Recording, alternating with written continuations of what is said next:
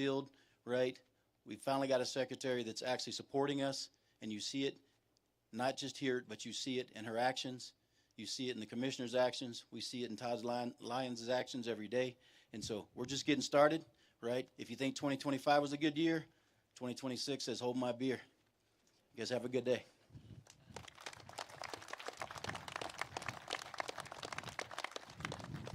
Please welcome senior official performing the duties of the Director of the United States Immigration and Customs Enforcement Agency, Todd Lyons.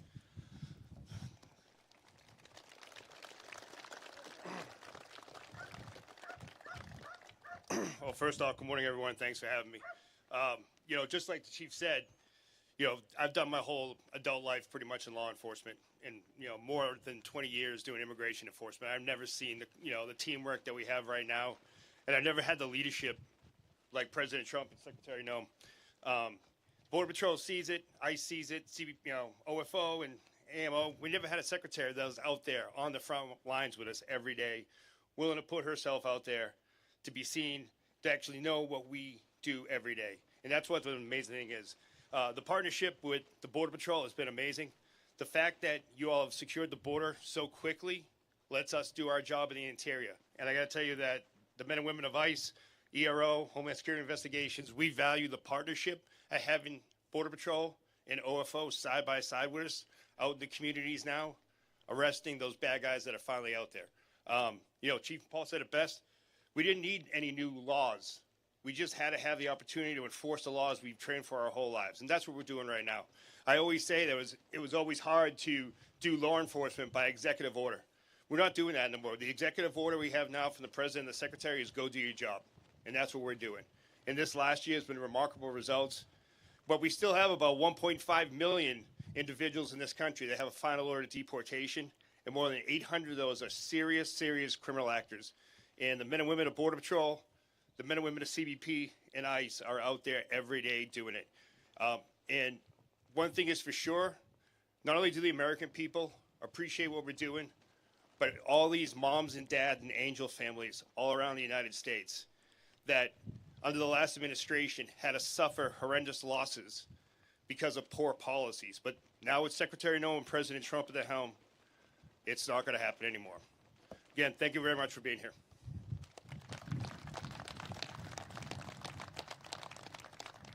Please welcome Commissioner of the United States Customs and Border Protection Agency, Rodney Scott.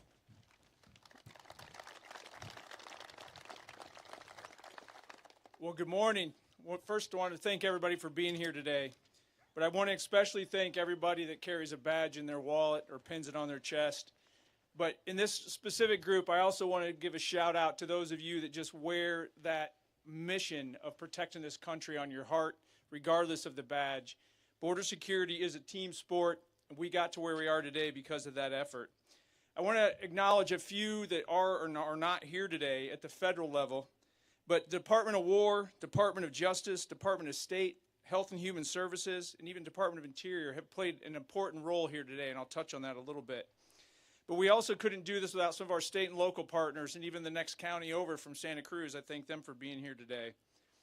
But we're here today to celebrate you, but we're also here to celebrate the accomplishments that you made, but it was because of the amazing vision of the President of the United States and his leadership. I want to thank the Secretary for traveling down here today as well, and I think you'll understand how important that is in just a second. But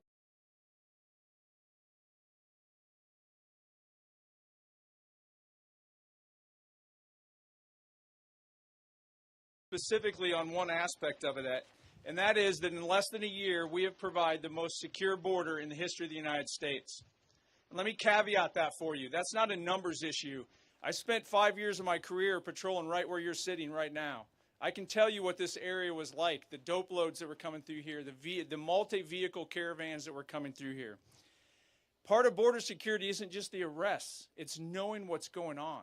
And we have a higher level of situational awareness today on the borders, knowing what's coming into our country than ever before. We came here, though. I want to talk why we're here. At least this is my perception of why we're here. We came down to the border because unfortunately the media likes chaos, and they like friction, and they like anything that arguments. They don't necessarily like to go present or show America a secure community. It's boring to them. So coming here today, we're forcing the media to come right to the border and see the most secure border that this country has ever had, because it's important to America that this story doesn't stop at the border. This story touches every American, because border security touches every American. So border security, to the simplest steps, is just simply knowing and controlling who and what's coming into this country consistent with law. And we talk about how do we get here. I think it's very important that we touch on that. The efforts that every single one of the agents and personnel, military, wherever your background is, that played a huge role, and I'm not discounting that. But I want to highlight from my perspective how we got here. We had a president of the United States that stepped up and said, we're going to put America first. We have a president of the United States that had a vision. We had a president of the United States that spoke with authority. And even before he was inaugurated, as he was building out his team, he sent a very clear message. Border security is national security. It's going to be a priority going forward, and I don't care what the title behind your name is. If you work in the federal government, you're going to support it. And on day one, we took action on that. So those of you that don't know, on day one, we started building a high-performance, low-drag team from every agency that had any nexus with border security, and literally started figuring out how to implement the president's strategy. That's how we got here today. And as you've heard from some of the other speakers, no law changed. The big, beautiful bill just started rolling out. It was literally, go do your job, and most importantly, I have your back. And for that, I thank the president, and I thank the leadership of DHS as well. The president simply understood, and still understands, that if we can't control, first off, know, and then control who and what enters our country, we have no national security. So I want to thank him for that. But we're not done. So yes, we're here because the border's super secure, but I also want you to know what that means. This border wall actually makes every single agent more effective. Every investment we in CBP make in infrastructure and technology across all of CBP lets the actual agent, the human being, do things that only the human being can do. Interview the people we catch. Actually do the inspections. Have conversations with people so that we're actually vetting them so we know who and what is coming into our home. That is having a snowball effect to where now we're doing interviews at the border that within minutes that information is being handed off to ICE so that we can find people that snuck into this country or got released by a corrupt prior administration, and we can go get them out of the communities and make this place safer. At the ports of entry, we're doing more inspections than ever before. We're seizing more fentanyl than ever before. Why?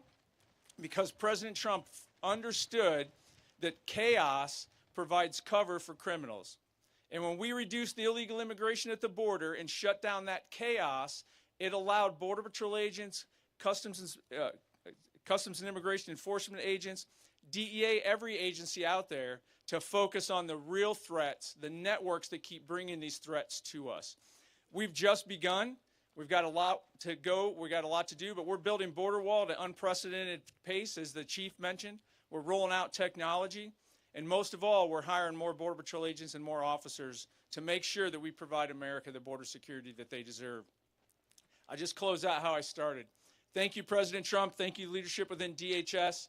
We're a long ways, but we are locking in this border security for generations to come before this administration is over. And every one of you in the audience plays an important role in that. Thank you.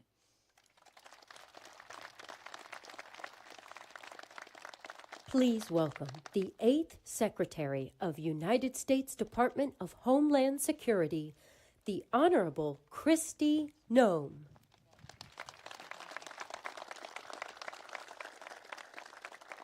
Well, good morning.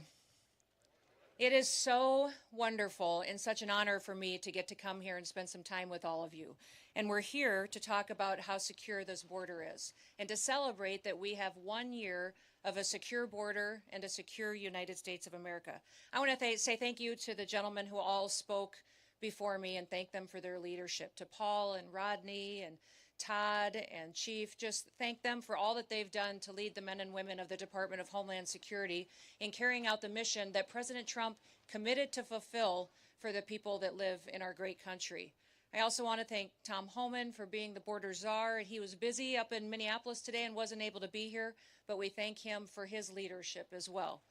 But most of all, we thank President Trump for the guts and the love of this country to do the right thing, to make sure that when he talked to the American people, he talked about the fact that what we had going on here in this country under the Biden administration was the greatest humanitarian crisis that we had ever seen in our history, and that it needed to be fixed.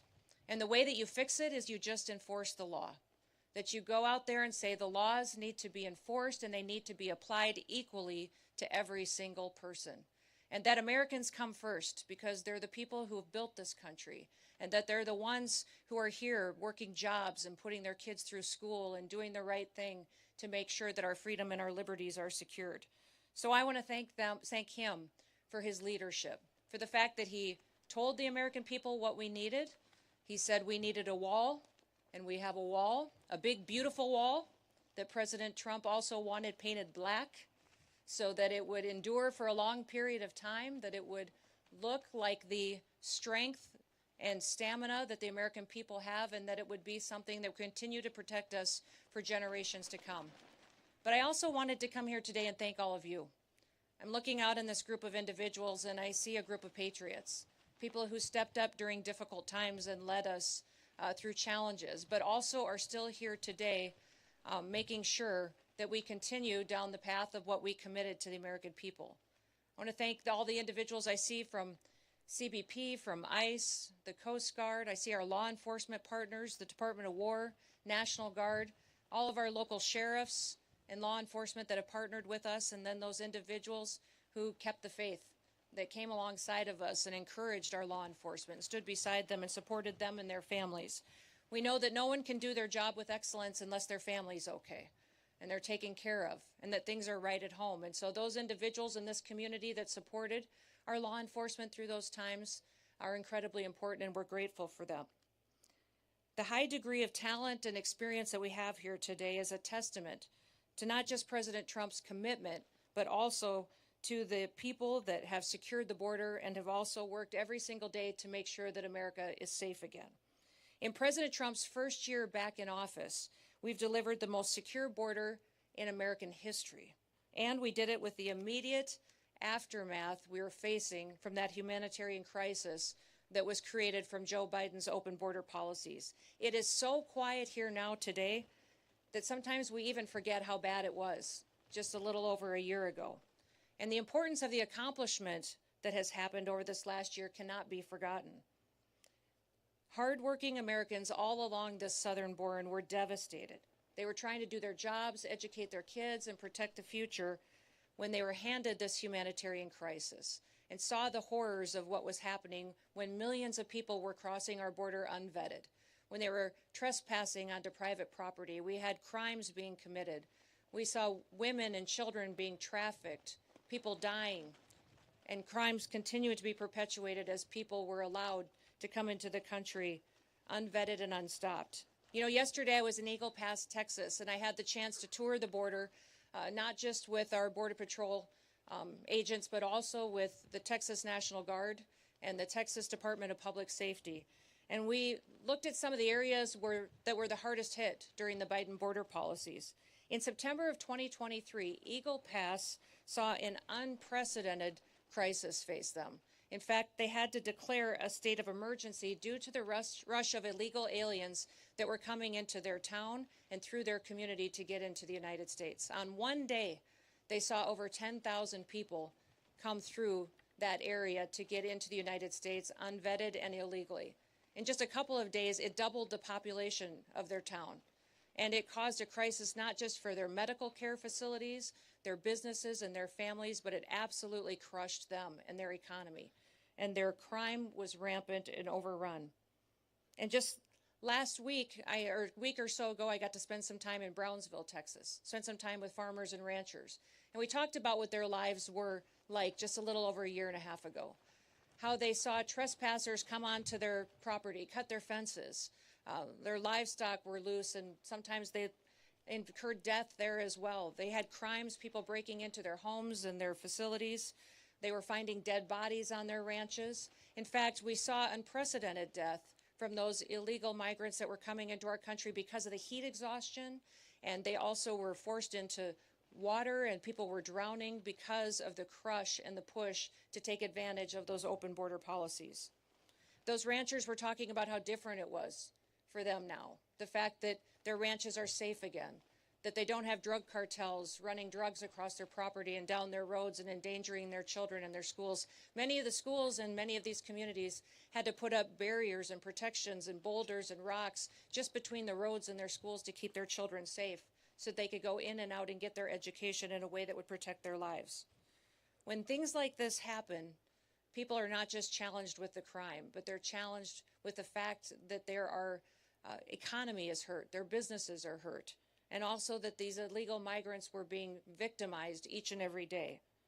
At worst, illegal aliens threatened the lives of American citizens with crime and violence and drugs, but they brought other with them, a recognition that the rule of law didn't matter in America anymore, that laws weren't going to be enforced, and it sent a message around the world that people could just come to America and no one was going to do anything about letting those dangerous individuals come in with terrorists, suspected terrorists and criminals that were allowed to come in with those illegal migrants. And while the left tries to tell us many times that it's somehow compassionate to allow that kind of chaos, it isn't. It was dangerous, not just on this side of the border, but on the Mexican side of the border as well. We saw many of those illegal migrants not be able to survive the brutal terrain. They didn't survive the river crossing.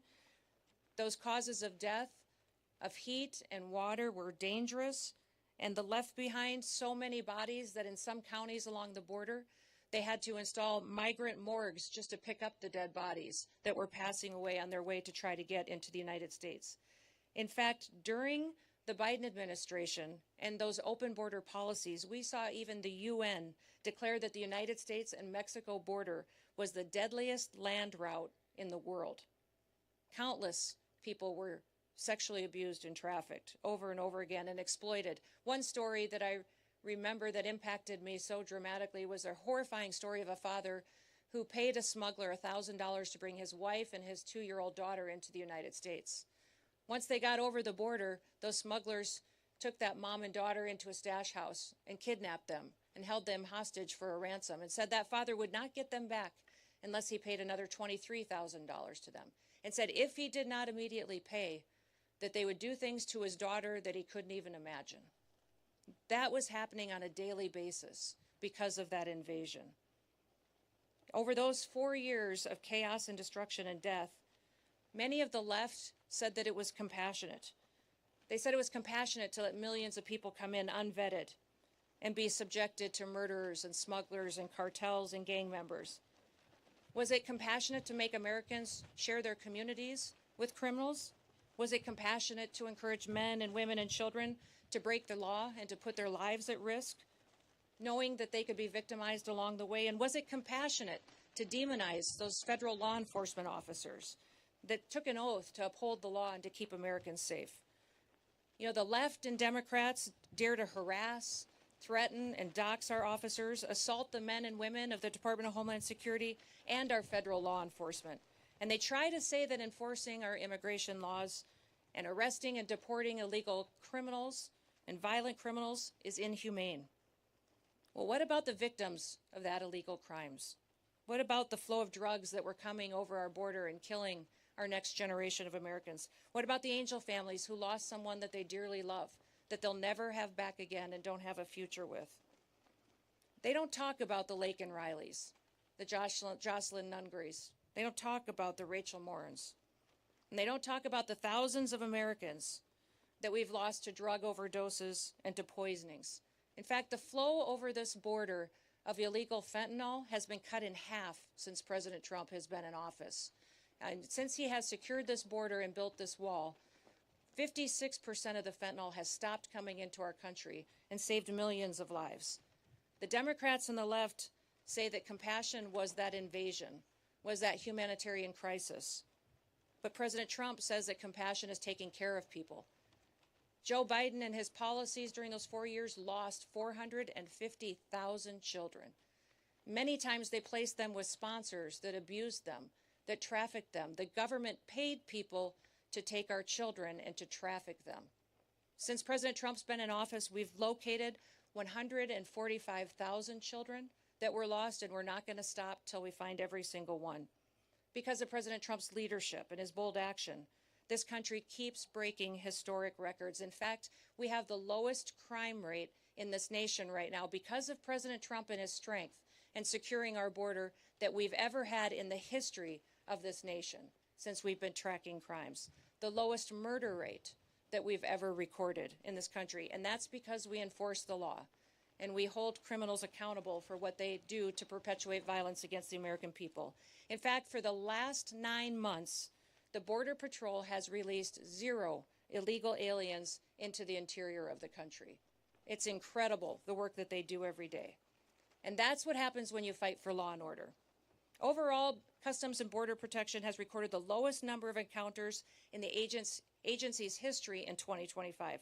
Daily encounters have fallen by 95% over the last year. While the daily average of apprehensions in the Biden years was over 5,100 per day, in the last year it was less than 250. In addition to keeping the illegal aliens out, we're also protecting the American people from the deadly drugs that are coming in. And just in 2025, CBP seized over 600,000 pounds of illicit drugs. The death rate and the fentanyl deaths in this country have dropped in 1 year under President Trump. Because he secured the border, fentanyl deaths have gone down 30%. We can't wait to continue to keep working to save more American lives.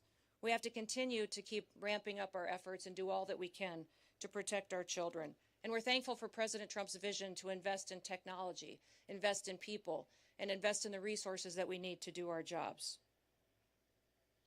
He did it in 1 year.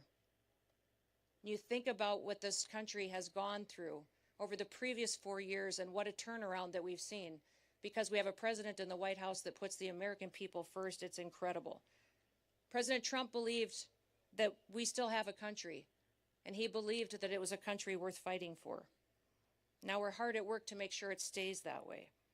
And when the American people put President Trump in the White House, they said enough is enough. They chose him. They chose law and order. They voted to build the wall. They voted to send President Trump back to the White House. And it reminds me of John Adams. He said back in history, when they were building this country and founding this country, he said the very definition of a republic is a government of laws, not of men. We are a government of laws. We are a republic. And for 4 long years before President Trump, we saw what it was like when people put men above our laws. We saw how people were victimized and hurt and abused. And Americans didn't want to live like that anymore. The beauty of our republic is that our people have the freedom to choose. And when they elected President Trump, they chose differently. They chose someone who recognized that a country with no border is no country at all. A country that doesn't enforce its laws is a lawless country. We had never experienced the kind of chaos before in recent history that we saw during the Biden administration. And the American people rejected it. They rejected it and its lawlessness and chose to return to law and order. And with President Trump and all of you great law enforcement officers in front of me and those across the country that do their work every day, we've got a promise of a bright future and a promise of an amazing country for years to come.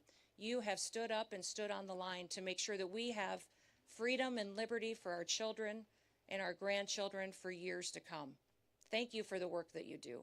I pray every day that God will continue to bless you, bless the work that you set your hands to and your families. They'll continue to bless this great country so that we would know that we are all Americans and we're all here. The rest of the world follows America because we are the ones that provide the hope and the future for what the entire world should be. So may God bless you, and thank you so much for being the great Americans that you are. Thank you.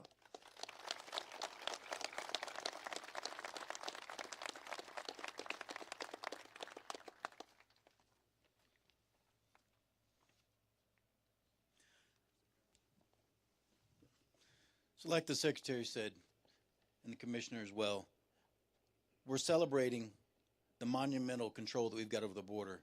But in doing that, our main purpose here is to thank you, the men and women of CBP and DHS that are getting the job done. We can provide you all the policies, the money, the protection, the coverage, but you have to go out there and deliver on it. And so I know that most of us say we don't need to thank you, we don't need an award, but it brings me great pleasure to be able to give an award. It gives me extreme pleasure to be able to do it in a sector that played such a huge part in my career and my development as a leader. And so with that, if I can have Agent Jack Gamblin step up.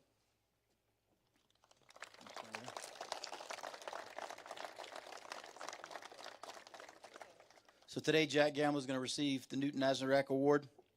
I'm going to read to you why he's receiving that award. On June the 19th of 2024, Border Patrol Agent Jack Gamblin was critical in the apprehension of a Tucson homicide subject who shot at himself and other law enforcement officers in the Bryan Terry Station's area of operation. Responding to the area, Gamblin found the suspect vehicle speeding his direction while the suspect was firing at Agent Gamblin. Despite no cover and little to no concealment, and at great risk to his personal safety, Agent Gamblin retrieved his service rifle, squared himself off to the threat, and returned fire, neutralizing the threat. BPA Gamblin's exceptional courage and action went above and beyond the call of duty, reflecting the highest credit upon himself and the United States Border Patrol.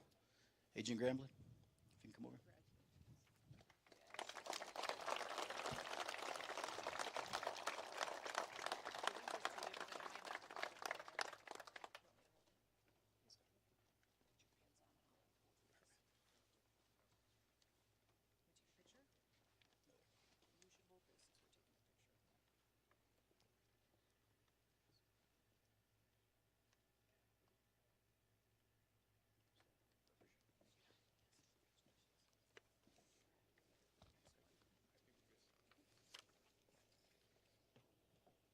Agent Fleming.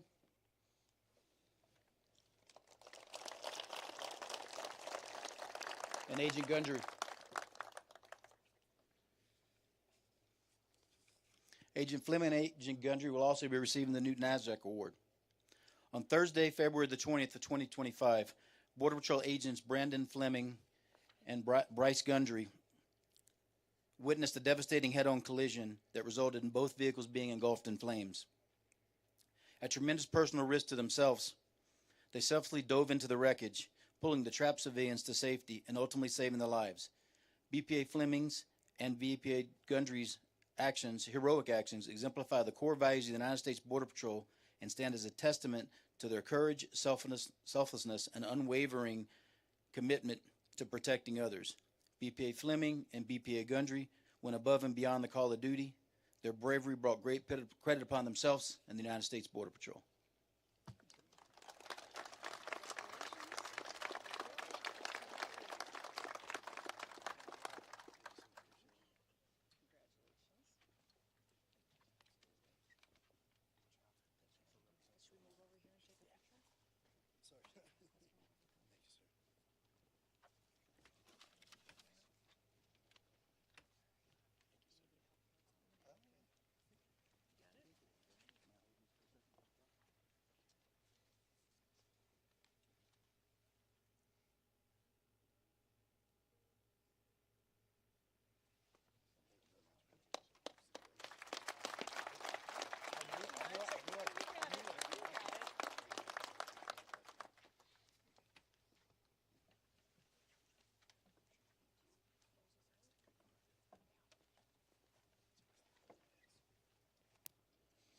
All right, that's going to conclude the ceremony for today.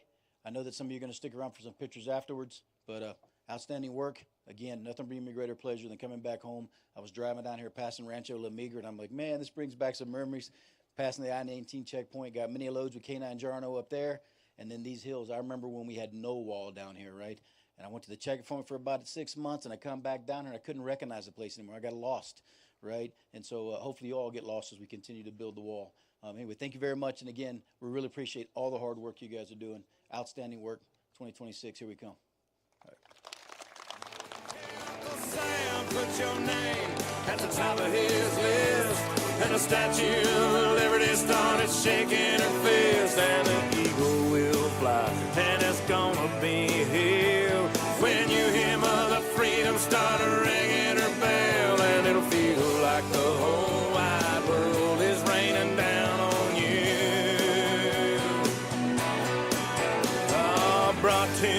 courtesy of the red, white, and blue.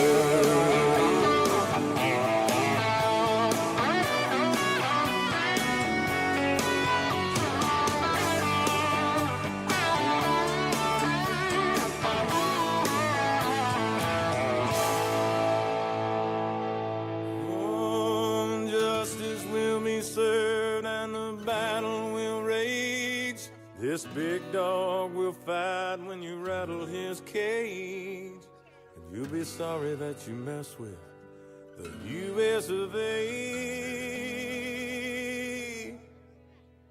'Cause we'll put a boot in your ass, it's the American way. Hey, Uncle Sam, put your name at the top of his list. And the Statue of Liberty started shaking her fist. And the eagle will fly, and it's gonna be hell when you hear Mother Freedom start ringing her bell. And it'll feel like the whole wide world is raining down on you.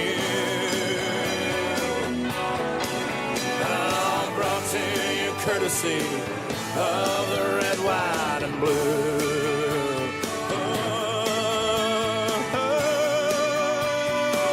Of the red, white, and blue.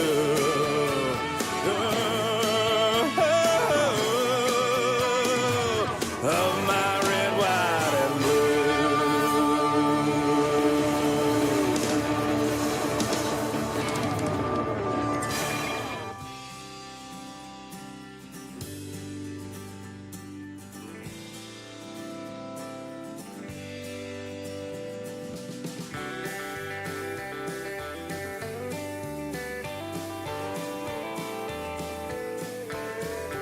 Hear that whistle wind and holler, waking you up in the night. All the way from California, Casanova has arrived. Headlined on the morning paper, you read it by the road, waving goodbye to your neighbor. Where the hell you supposed to go? Guess I'll meet you in the middle.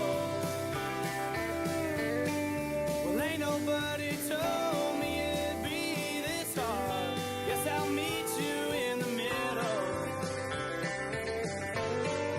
Lord only knows if I'll make it that far.